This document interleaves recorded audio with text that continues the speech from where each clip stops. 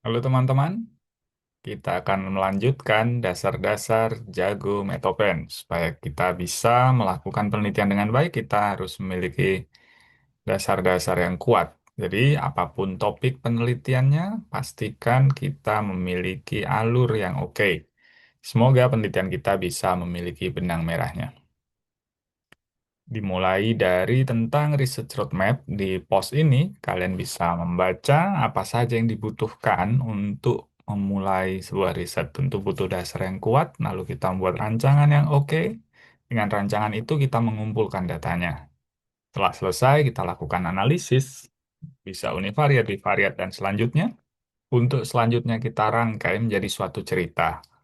Ini adalah dasar dari semua jenis penelitian. Selanjutnya kita akan melihat di sini ada analisis data dan kerangka konsep. Pada pos ini kita akan membahas tentang mana yang perlu lebih dulu dilakukan, melakukan pengolahan data atau memikirkan apa kira-kira hasil penelitiannya. Dari sini tentu kita sepakat dong yang benar adalah sebelum kita mulai analisis data kita sudah memiliki tebakan ilmiah. Ini istilah formalnya ialah hipotesis. Nah, dari sini kita harus susun nih dari yang sudah ada dari ilmu yang sudah ada, dari buku yang sudah ada, dari teori-teori yang dikembangkan, dari penelitian terdahulu. Kan nyaris tidak mungkin kita meneliti yang 100% baru. Pasti ada mirip-miripnya, ada yang bahkan mungkin hasilnya bertentangan dengan apa yang kita harapkan. Dari situ kita menyusun suatu konsep yang saling berhubungan. Itu disebut kerangka konsep. Jadi jangan dulu bingung dengan analisisnya, statistiknya atau apa. Kita mungkin buat petanya dulu. Jadi, kita perlu menyiapkan peta untuk melakukan analisis data yang benar. Salah satu yang ingin ditemukan dari penelitian adalah sebab akibat. Nah, di sini ada yang terkenal yaitu Bradford Hill Criteria atau Hills Criteria. Ini sebetulnya bukan suatu checklist, tapi seperti ya panduan gitu, seperti kriteria saja. Sebanyak mungkin ini dipenuhi, maka bisa membantu kita untuk yakin bahwa ini ada setidaknya peluang sebab akibat dalam suatu hubungan. Yang pertama tentu kita lihat kekuatan hubungannya. Semakin kuat hubungan A terhadap B, maka semakin kuat pula potensinya bahwa sebetulnya ada hubungan sebab akibat antara A menyebabkan B atau sebaliknya. Karena kalau kita pakai uji yang dua arah, itu umumnya kita tidak bisa membedakan apakah A menyebabkan B atau B menyebabkan A untuk desain cross-seksional misalnya. Sehingga di sini berkait dengan poin nomor 4, temporality. Jadi kalau kita cuma mengukur satu kali, kita tidak bisa menentukan siapa yang lebih duluan antara A dan B. Jadi ketika untuk memperkuat poin satu, kita mengaitkannya dengan poin 4. Baik secara metode atau secara analisis kita bisa melihat ini. Dan tentu saja dari segi datanya akan sangat oke jika datanya longitudinal. Yang kedua, poin kedua adalah konsistensi. Jadi jika hubungannya ini konsisten di berbagai penelitian dari sistematik review yang dilakukan, ternyata semuanya bilang A menyebabkan atau A berhubungan dengan B dengan kecurigaan A menyebabkan B dan konsisten seperti itu, apalagi ketika diuji benar-benar dengan uji yang desain longitudinal dengan penelitian yang eksperimental misalnya, mengendalikan variabel-variabel lain dan sebagainya, akhirnya ditemukan di beberapa penelitian, bukan hanya dari satu penelitian ditemukan bahwa A menyebabkan B, berarti konsistensi ini menunjang ya memang A menyebabkan B, seperti itu. Tentu kita harus lihat tadi ada istilah mengendalikan, yaitu di sini ada aspek spesifisitas, yaitu sebuah penyebab itu akan memiliki sebuah akibat. Jadi, sedapat mungkin kita mengisolasi A menyebabkan B. Bukan B bisa disebabkan juga oleh F, G, L, M, dan lain-lain. Jadi lebih ke spesifik apa menyebabkan apa. 4 tadi kita sudah bahas, jadi harus siapa yang lebih duluan sudah harus jelas. Nomor 5 ini adalah dose-response relationship atau biological gradient. Jadi Logikanya, kalau memang A menyebabkan B, maka semakin banyak A, maka semakin besar peluang terjadinya B atau semakin parah terjadinya B. Kira-kira begitu. Nomor 6, ini yang sederhana sebetulnya, yaitu plausibility. Masuk akal nggak nanti temuannya? Jadi kalau misalnya nanti oke, dia akan menjadi sebab akibat, misalnya nih contoh, jika minum obat A sebanyak 5 kilogram akan menyebabkan gagal ginjal. Masuk akal nggak? Kalau nggak ada orang minum obat 5 kilogram sekaligus, berarti kan tidak plausibel. Seperti itu. Lalu ada juga koherensi. Jadi koherensi ini harus eh, istilahnya eh, tidak bertentangan dengan pandangan yang umum. Oke, tentu saja bisa jadi ada pengecualian atau yang umum bisa jadi yang salah gitu, tapi harus koheren. Setidaknya cara kita berpikir, cara kita menginterpretasikannya harus nalar yang oke. Meskipun nanti akhirnya disimpulkan bahwa justru yang mayoritas di hal di sekitar ini, misalnya penyakit tertentu ini eh, kebiasaannya justru B menyebabkan A misalnya, tapi riset kita membuktikan bahwa sebaliknya A menyebabkan B, selama kita bisa mengikuti alur yang logis, maka masih bisa diterima. Yang nantinya mungkin ketika diterapkan unsur-unsur yang lain, dilakukan penelitian ulang, dilakukan perbaikan temporalitas dan sebagainya, bisa jadi yang punya kita tadi yang benar, seperti itu. Nah, jadi paling oke tentu desainnya pakai eksperimental. Makanya poin ke-8, sedapat mungkin kalau bisa dibuktikan secara eksperimen. Artinya apa? Kita sengaja, kita atur, kita siapkan, kita sengaja menguji apakah A menyebabkan B. Kita kendalikan sebanyak mungkin hal supaya hasilnya bisa dipercaya. Termasuk ketika merandomisasi pemilihan misalnya mana yang terpapar A, mana yang tidak terpapar A. Bukan randomisasi memilihnya, jadi memilihnya justru harus diseragamkan, lalu membaginya menjadi kelompok kontrol ataupun kelompok perlakuan itu yang dilakukan secara random. Jika hal-hal tadi sudah terpenuhi atau mungkin tidak bisa terpenuhi, yang paling sederhana mungkin kalau kita mau mencoba merangkumkannya sebetulnya bisa di poin 9 ini. Ada atau tidak model yang serupa dengan yang kita tebak? Kita mungkin bisa berangkatnya malah dari nomor 9 dulu. Apa analogi yang cocok?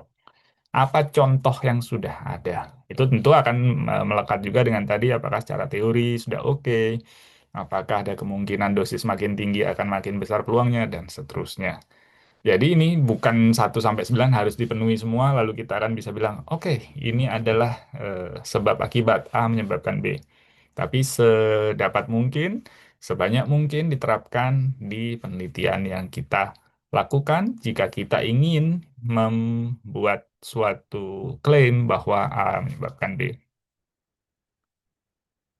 Untuk pos yang ini kita bisa melihat dasar-dasar logaritma, log natural, dan regresi logistik. Jadi ini yang salah satu sering dipakai ya kalau di skripsi ataupun tesis. Tapi kadang-kadang juga asal tahu saja tapi tidak terlalu paham, bisa dipelajari. Terus kalau yang terkait waktu, yang terkenal tentu saja survival analysis. Lalu untuk hitung-hitungannya itu pakainya Cox regression. Jadi survival analysis itu cabang statistik yang menganalisis waktu sampai terjadinya suatu kejadian atau time to event. Macam-macam, bisa meninggal, kekambuhan penyakit atau terdiagnosis penyakit, dan lain-lain. Tidak cuma di kesehatan, bisa juga di bidang-bidang yang lain menggunakan survival analysis. Misalnya kapan sambungannya ini putus, kapan mesinnya akan aus gitu, misalnya sealnya akan bocor dan sebagainya. Jadi di sini intinya menghitung berapa resiko kejadian seiring waktu. Jadi melibatkan di sini eh, waktu adalah bagian integralnya. Untuk yang lebih public health gitu, lebih akan sering terpapar tentang mortality rate gitu, yang biasa dipakai untuk membandingkan beberapa negara di dunia, mana yang mortality rate-nya bagus dan lain-lain. Sehingga kalau kita ngomongin membandingkan antar negara, kita harus punya standar dong. Sehingga kalau untuk usia sendiri biasanya pakai yang standar usia WHO misalnya yang sering disebut. Jadi untuk eh, Yang paling umum sebetulnya 5 tahunan sih, dibaginya 0 sampai 4, 5 sampai 9, 10, 14, dan seterusnya. Ketika udah 85 nanti disebutnya 85 tahun ke atas. Nah, untuk populasinya itu sendiri biasanya pakainya supaya bisa dibandingkan antar negara pakai standar populasi dunia dari WHO. Jadi kan beda-beda nih proporsi. Misalnya kalau di Jepang, di Taiwan lebih banyak orang lansia gitu ya proporsinya dibandingkan negara lain. Ada lansia juga di negara lain tapi tidak sebanyak proporsinya di Jepang dan di Taiwan. Makanya WHO membuat suatu standar untuk jika angkanya tadi dibobotkan ulang, jadi berapa sih bebannya, beban eh, penyakit tertentu pada kelompok umur tertentu. Supaya apa? Supaya bisa dibandingkan gitu. Untuk pos ini kita bisa belajar tentang sensitivitas, spesifisitas, positif predictive value, dan negatif predictive value. Ini semuanya berbasis pada tabel 2 kali 2. Jadi ada angka-angkanya di sini bisa dipakai untuk latihan, untuk memahami apa itu eh, istilah-istilah tadi yang diterapkan pada biasanya membandingkan dua hal, baik dua uji atau dua metode, dua prosedur, atau misalnya dua perlakuan. Jadi kita bisa lihat yang paling sering pakai tentu saja ketika membandingkan apakah uji yang dilakukan itu valid atau tidak. Seperti itu. Jadi seberapa akurat tes yang baru dan sebagainya kita bisa menerapkan menggunakan angka-angka ini.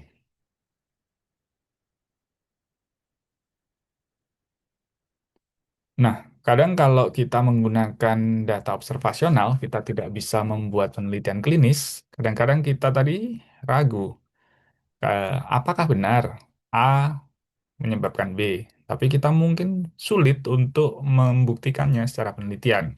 Jika benar-benar diseleksi A mendapatkan obat, yang kelompok B tidak mendapatkan obat, apakah nanti betul yang A ini akan yang sakit, misalnya begitu. Nah, di sini ada secara statistik muncul G-methods, yaitu dia membuat apa ya? Membuat estimasi jika dilakukan karena estimasi ya, treatment terhadap suatu kelompok. Jadi ini istilahnya cuma simulasi hipotesis. Jadi hipotesisnya ini kira-kira saja gitu. Jadi dikira-kiranya pakai apa? Ya berdasarkan data-data yang lain yang dimiliki. Jadi ketika kalau kita bertanya umumnya kan ada hubungan nggak antara A dan Y. Tapi kalau G-methods itu bertanya kira-kira begini, berapa rata-rata outcome-nya jika semua orang dipaksa jika A-nya yes dibandingkan ketika A-nya no.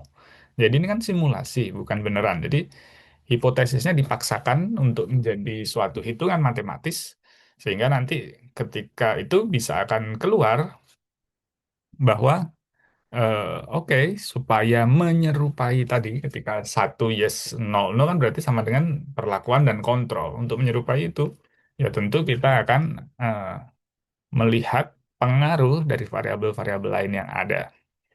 Jadi misalnya kalau kita memiliki studi observasional tentang efek terapi jangka panjang terhadap risiko komplikasi penyakit kronis, misalnya kayak gitu kan. Nah, kondisi kesehatan pasien ini kan tentu membuat dokternya mikir-mikir nih, lanjut atau enggak terapinya, dan sebagainya. Nah, kalau kita cuma lihat kondisi saat itu, lalu kita masukkan ke regresi standar, estimasinya bisa jadi bias. Kan ada riwayat penyakit yang sebelumnya dan sebagainya. Nah, jika kita memasukkan pakai rumus tambahan menggunakan G-methods, kita bisa memodelkan, kita bisa menebak jika nanti begini akan seperti apa, jika begitu akan bagaimana, lebih ke estimasi tadi gitu. Jadi seolah-olah jika dulu dimulai dari awal akan seperti apa. Sekali lagi ini adalah estimasi atau ya bisa dibilang simulasi. Nah, yang lebih luas lagi ketika kita tidak memungkinkan untuk mengerjakan penelitian itu sendiri, tidak memungkinkan untuk analisis sendiri, biasanya kita bisa mengumpulkan data dari penelitian yang sudah ada secara sistematik, kita tinjau, kita telaah, lalu kita lakukan jika memungkinkan, angka-angkanya kita olah dari gabungan angka-angka yang sudah ada. Itu disebut systematic review ketika hanya sampai level telaah dan menyampaikan hasil telaahnya biasanya tanpa angka yang digabung-gabung, jadi cuma dibahas pada penelitian ini angkanya sekian, penelitian kedua angkanya sekian, dan seterusnya. Sedangkan kalau meta-analisis, dia akan mengeluarkan, oh dari gabungan sekian penelitian yang melibatkan sekian orang, maka hasilnya hubungannya sekuat ini, kira-kira begitu. Jadi ada contoh di sini untuk misalnya dalam bidang obstetrik ginekologi bisa dilihat alur yang bisa dipakai seperti apa. Yang terkenal di sini tentu saja PICO gitu ya, Population Intervention atau Exposure, Comparator atau Comparison, dan Outcomes. Jadi kalau contohnya, jika topik yang relevan adalah apakah obesitas meningkatkan risiko infertilitas pada perempuan usia subur di Indonesia? Tentu pikonya perempuan usia subur, P-nya. I-nya obesitas dong. Dan untuk exposure-nya, kontrolnya adalah perempuan yang tidak obesitas. Jadi kalau di sini obesitas, I dan C ini biasanya berlawanan gitu ya. Karena ini semacam case control, seperti itu konsepnya. O-nya itu sendiri adalah infertilitas. Jadi nanti dilanjutkan, mulai cari biasanya daftarnya di Prospero, lalu lakukan seleksi, siapkan dulu. Nah, kalau sudah baru cari tuh di database. Bisa cari di PubMed atau yang lain-lain. Yang tentu terkenal Google Scholar, tapi ada trik khususnya untuk bisa mendapatkan hasil yang optimal kalau menggunakan Google Scholar, karena hasilnya bisa tak terbatas, bisa banyak sekali.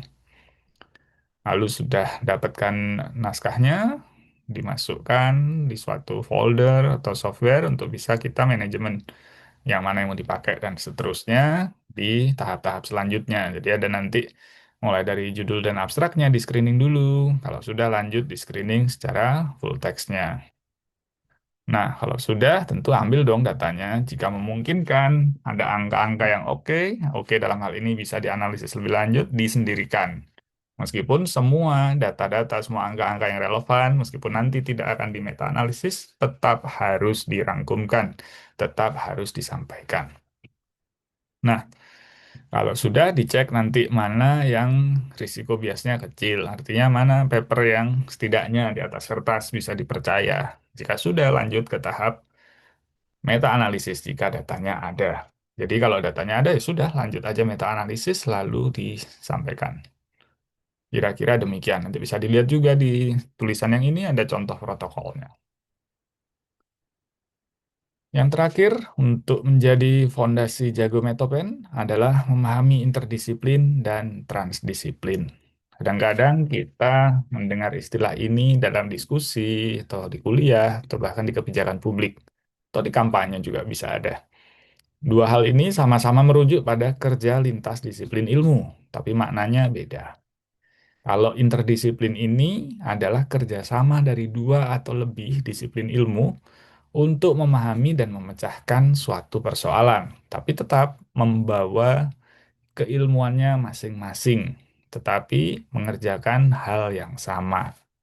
Nah, jadi kalau contohnya kalau interdisiplin ini, misalnya ada kajian kemiskinan. Jadi yang tahu ekonomi menganalisis pendapatan dan lain-lain. Lalu yang sosiologi mengkaji struktur sosialnya, relasi kekuasaan, budaya, dan lain-lain. Mereka saling melengkapi tapi masih berdiri sendiri-sendiri. Ekonomi membahas kemiskinan, sosiologi membahas kemiskinan. Jadi pemahamannya tentu lebih utuh dari dua laporan tadi dibandingkan jika punya ekonomi saja yang dibaca. Jadi ketika ada dua hal ini akan saling melengkapi. Ini interdisiplin. Nah, kalau transdisiplin ini semacam membuat eh, perubahan yang nyata, yang tidak terlalu penting batas-batas keilmuannya gitu. Jadi startnya dari masalah dan masalahnya dipecahkan tanpa harus pusing, oh ini ekonomi ini, oh ini sosial. Enggak. Jadi contohnya misalnya studi perubahan iklim gitu. Kan tidak bisa diselesaikan hanya dengan salah satu, misalnya ekonomi saja, politik saja, atau ilmu lingkungan saja. Maka harus punya semacam ilmu baru yang mengintegrasikan sains, kebijakan, teknologi, nilai sosial, dan pengalaman komunitas terhadap suatu konsep masalah yaitu perubahan iklim. Maka muncullah dalam tanda kutip ilmu perubahan iklim. Jadi di sini batas disiplin awalnya itu sudah kabur karena sudah dilebur, sudah mencari solusi, sudah digabung-gabungkan sehingga bisa disebut semacam membuat ilmu baru gitu. Jadi semoga bisa mantap dalam penelitiannya, menjadi jago dalam menyusun metodologi penelitian. Untuk bab metode penelitiannya nanti dipastikan masuk akal, bisa diperjuangkan di seminar, dan semoga proses penelitiannya lancar. Semoga bermanfaat.